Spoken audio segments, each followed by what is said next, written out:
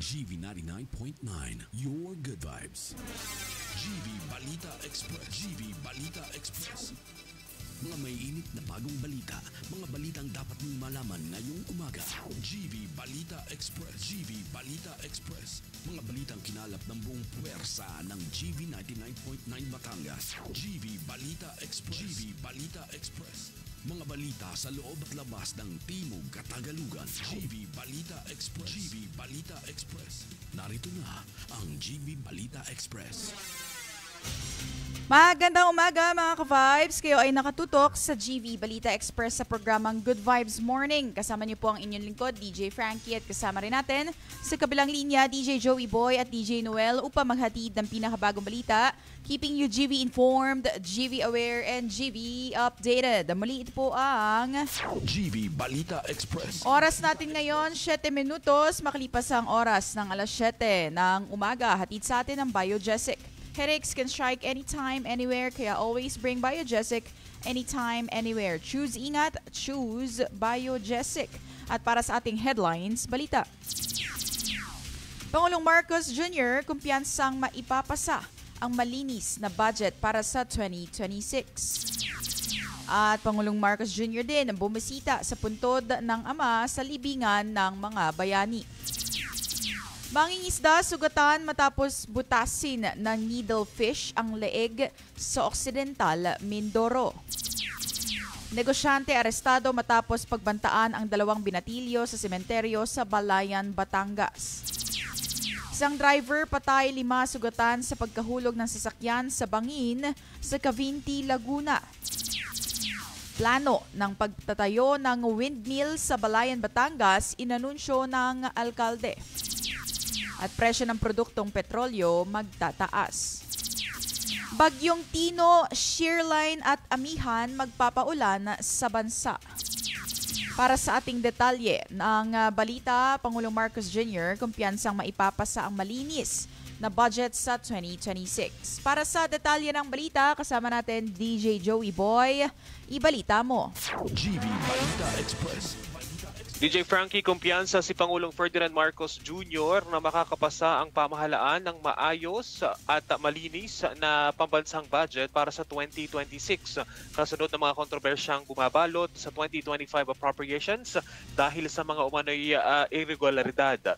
Ayon sa kanya, natukoy na ng 2 kapulungan ng Kongreso ang mga posibleng mapagkunan ng pagtitipid sa panukalang budget.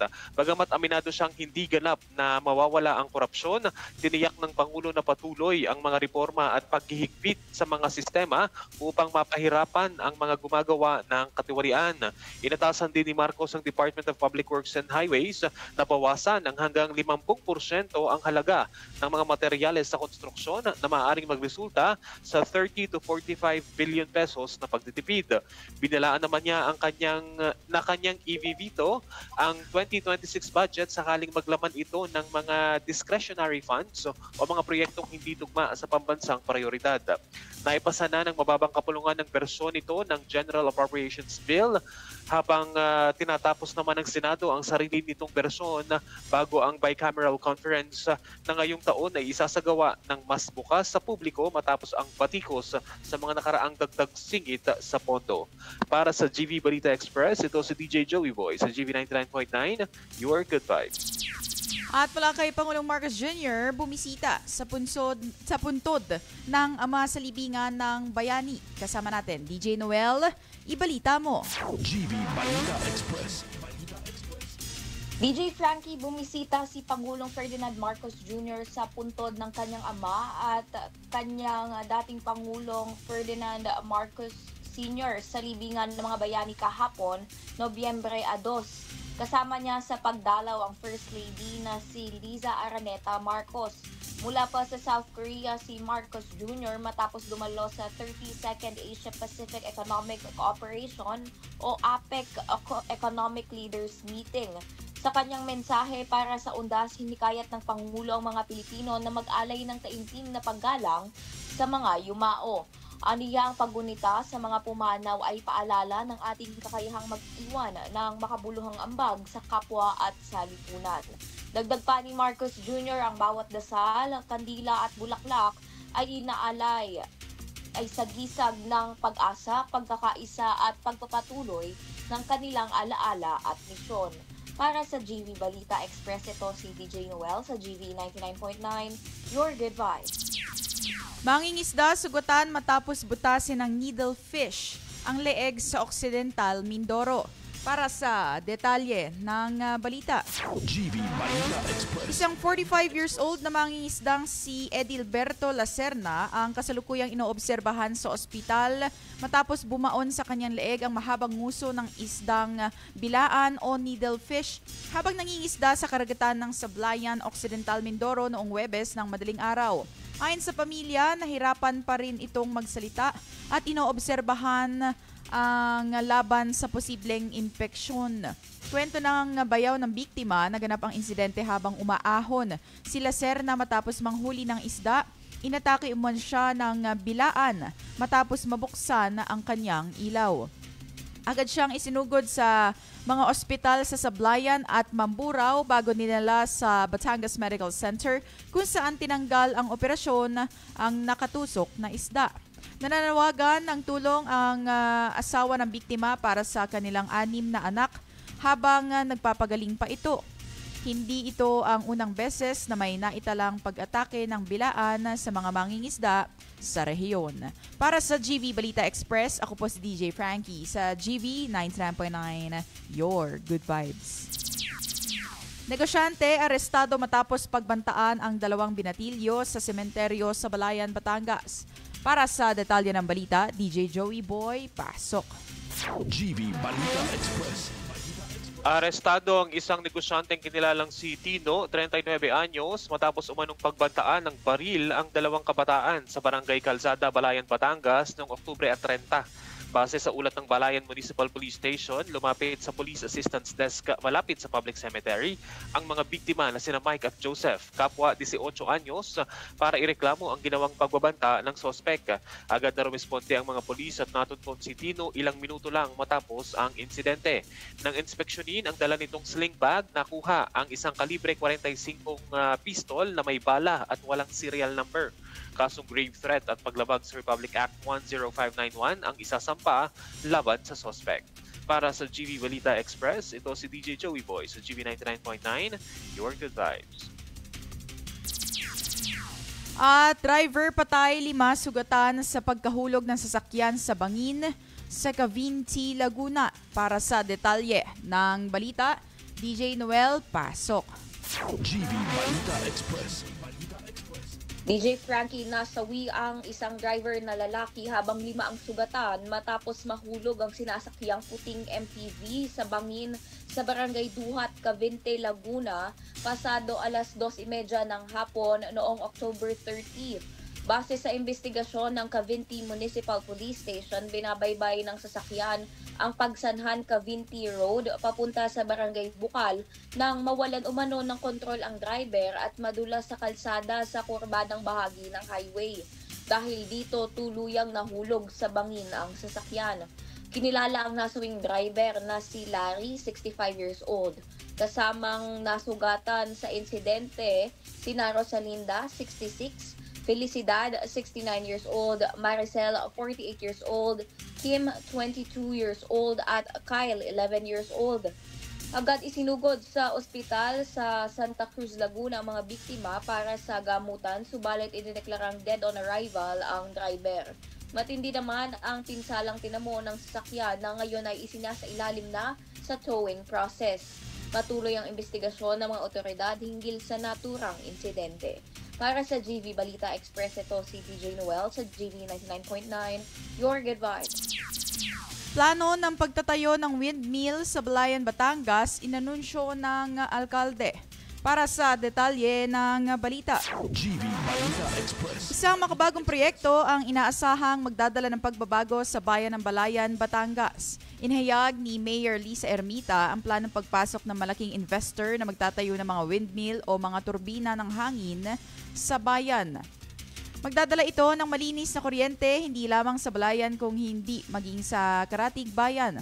At bukod dito, inaasahan din na magbubukas ito ng trabaho at oportunidad sa mga Balayenyo. Dagdag pa ng alkalde, dumaan pa sa masusing pag-aaral at pagsusuri ang naturang proyekto upang matiyak ang kaligtasan at benepisyo nito sa mamamayan. Tiniyak din ni Mayor Ermita na bukas ang lokal na pamahalaan sa mga negosyanteng handang magbigay ng oportunidad para sa pag-unlad ng kanilang bayan. Sa karatig bayan naman ng Mabini, sinisimula na ang 50 megawatt wind power project sa 4,860 hectares na lupain ng Mabini Peninsula. Ang proyekto ay may halagang humigit kumulang na 80 hanggang $85 million at may 25 years na kontrata mula sa Department of Energy. Sa pikikipagtulungan ng Japanese renewable energy developer, layunin ng proyekto na makapaghatid ng sapat na supply ng kuryente at makapag-ambag sa pag-unlad ng Batangas bilang sentro ng malinis at makabagong enerhiya. Para sa GV Balita Express, ako po si DJ Frankie sa GV 99.9, Your Good Vibes. At presyo ng petrolyo magtataas. Para sa detalye ng balita, DJ Joey Boy, ibalita mo. GV Balita Express. DJ Frankie, mga ka-vibes, inaasahan ang muling pagtaas ng presyo ng produktong petrolyo bukas, Nobyembre 4, ayon yan sa Department of Energy. Ayon kay DOE Oil Industry Management Bureau Assistant Director Rodela Romero, base sa 4 na araw na trading ng Means of Platts Singapore, posible ang pagtaas ng presyo ng gasolina ng humigit kumulang piso at 20 sentimos kada litro. 2 piso at 15 sentimos naman kada litro ng diesel at 1.75 sa kerosene. Kabilang sa mga dahilan ng pagtaas ang pagluwag ng tensyon sa kalakalan ng US at China na nagdulot ng UK, US at Europe laban sa Russia. Ang opisyal na adjustment ng presyo ay karaniwang inaanunsyo ng mga kumpanya ng langis tuwing Lunes at ipinagtupad tuwing Martes alas 12 ng hating gabi o alas 6 ng umaga. Para sa GV Balita Express, ito si DJ Joey Boy sa GV 99.9, Your Good Vibes. GV 99.9 Weather Update. At para sa ating weather update, Bagyong Tino, Shearline at Amihan magpapaulan sa bansa. Para sa detalye, DJ Noel, ibalita mo. GV Balita Express. DJ Frankie, patuloy na binabantayan ng Pag-asa ang severe tropical storm Tino na huling namataan sa silangan ng Guian, Eastern Samar. Taglay nito ang hanging umaabot ng 110 kilometers per hour at pagbugsong 135 kilometers per hour habang kumikilos pa kanluran sa bilis na 30 kilometro kada oras. Dahil dito asahan ang maulap na kalangitan na may kalat-kalat na pag-ulan at pagkidlat sa malaking bahagi ng bansa. Sa kasalukuyan, nakataas ang signal number 2 sa ilang parte ng Visayas, sa Luzon, sa Sorsogon at Masbate, maging sa Ticao Island at Borias Island, southern portions ng Albay at southern portion ng Oriental Mindoro ay nakataas naman ang signal number 1. Sa Calabarzon, particular na sa Quezon, makararanas din ngayong araw ng maulap na kalangitan na may pagkulog-pagkidlat dala ng shear line. Localized thunderstorms naman ang mararanasan ng Metro Manila at ilang bahagi pa ng Calabarzon. Sa Eastern at Central Visayas, inaasahan ang mas malakas na ulan at hangin habang patuloy na umiiral ang amihan sa Hilagang Luzon. Ayon sa Pag-asa, mananatiling maalon ng karagatan sa silangang bahagi ng bansa, kaya pinapayuhan ang mga mangingisda na huwag munang pumalaot. Pinapayuhan ang mga residente na mag-ingat sa posibleng flash floods at landslides, lalo na sa mga mamababang lugar. Base sa extended weather outlook ng Pag-asa, may 70 to 100% chance of rain sa Lipa mula ngayong araw hanggang sa Huwebes, November 6. Sa ngayon, binabantaya rin ng Pag-asa ang isa pang low pressure area o LPA sa labas ng Philippine Area of Responsibility. Ngunit anila unlikely pa ang tsansa na ito ay maging isang ganap na bagyo. Para sa GV Balita Express, ito si DJ Noel sa GV 99.9, Your Good Vibes. At yan ang kabuuan ng balita ngayong umaga, November 3, 2025, 7:21 a.m. on the clock, Philippine Standard Time. Ako po si DJ Frankie at kasama natin sa kabilang linya, DJ Noel at DJ Joey Boy upang maghatid ng pinakabagong balita. Keeping you GV informed, GV aware, and GV updated. Muli ito po ang GV Balita Express. manatiling nakatutok sa GV 99.9, Your Good Vibes. GV Balita Express. GV Balita Express. Mga may init na bagong balita. Mga balitang dapat mong malaman ngayong umaga. GV Balita Express. GV Balita Express. Mga balitang kinalap ng buong puwersa ng GV 99.9 Batangas. GV Balita Express. GV Balita Express. Mga balita sa loob at labas ng Timog Katagalugan. GV Balita Express. GV Balita Express. GV Balita Express.